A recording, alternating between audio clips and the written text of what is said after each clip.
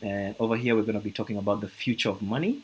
And we are going to talk about trust-based versus trustless monetary systems. We're going to talk about fiat currencies versus cryptocurrencies. And then we're going to briefly look at the greatest transfer of wealth in history and possibly the greatest opportunity of our generation. Okay.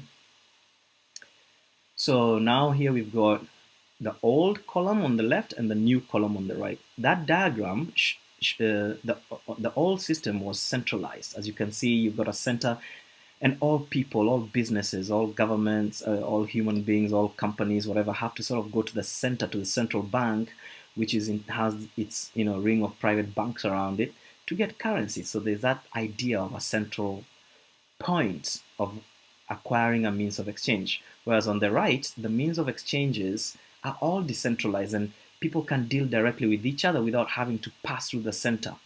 You see? Now, let's read the old versus the new.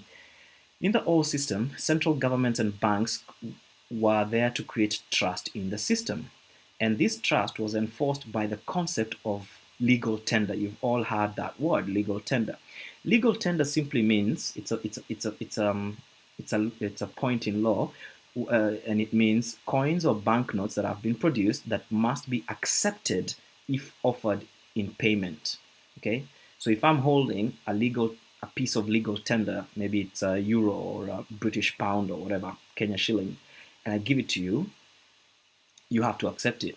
Especially if you're within the jurisdiction of whoever enforces that legal tender, you have to accept it. You cannot say, no, I don't want this. I want to be paid in, I don't know, gold or whatever. You could refuse to do the deal, but, you know, if you're going to do the deal, you have to accept legal tender. So, these old systems were hierarchical, they were centralized, and they were proprietary. Proprietary meaning they're owned by a particular someone, okay, private someone's. They're also debt-based, or they are, although they are sort of on the way out. And because they're debt-based, they're inflationary. And they produce what we call fiat currencies. They used to produce reserve-based currencies, which then became fractional reserve. But now, because there's no reserve, there's no asset backing, they're now known as fiat currencies. Under the new system, you've got distributed blockchains that are the ones that are creating the trust. You see, you still need trust, because imagine you and I, if we don't know each other but we want to trade, we need something that will make sure that the thing that we use to exchange, the means of exchange, is trustworthy. So I don't cheat you, you don't cheat me. You see? So before it was banks and central governments and private banks ensuring this trust. Now you've got something called the blockchain. It's a distributed ledger. And that's what creates unbreakable trust, even higher levels of trust than central banks and governments and banks can have made. It's a higher level of trust. And then on top of that, it's called peer-to-peer trust. So you and I can trust each other directly without going through a central authority. Okay, yeah, and whether we like it or not, the trust will remain. Okay, so it's unbreakable, and that's why it's called trustless. It's called trustless, but that's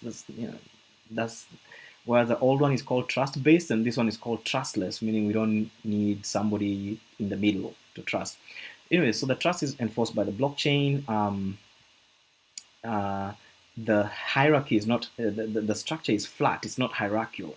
It is also decentralized and it's autonomous, it's distributed, it's not owned by any one private entity.